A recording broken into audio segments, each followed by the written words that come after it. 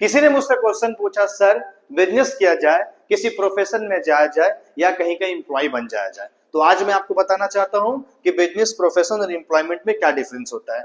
सबसे पहले एक पॉजिटिव और नेगेटिव दोनों बात। अगर आप बिजनेस कर रहे हैं तो बिजनेस पे आपका जो रिस्क होता है वो बहुत हाई रिस्क होता है। पहला बात, बिजनेस पे क्या होता है? हाई रिस्क होता है। प्रोफेशन में क्या होता है? लो रिस्क होता है।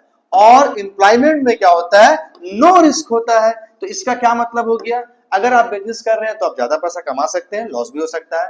प्रोफेशन में कोई रिस्क नहीं होता और एम्प्लॉयमेंट में आपका कोई भी रिस्क नहीं होता है। दूसरी बात मैं आपको बताना चाहता हूं, अगर आप बिजनेस में है तो आपकी जो अर्निंग होगी और इनकम होगा वो 2 इंटू 2 इंटू 2 इंटू 2 यानी कि 16 पॉइंट आपको मिलता है। अगर आप प्रोफेशन में है तो 2 प्लस 2 प्लस 2 प्लस 2, इस हिसाब से आपका अर्निंग बढ़ेगा, यानी कि आप टोटल सेविंग कितना कर पाएंगे? 8 पॉइंट। लेकिन अगर आप एम्प्लॉयमेंट में है तो आप इस तरह से कर पाएंगे 1 प्लस 1 प्लस 1 प्लस 1 4। तो यहाँ पे 3 पॉइंट मिलता है, 16, 8 और 4। तो आपको जो बेहतर लगे वो आप कर सकते हैं। Thank you so much.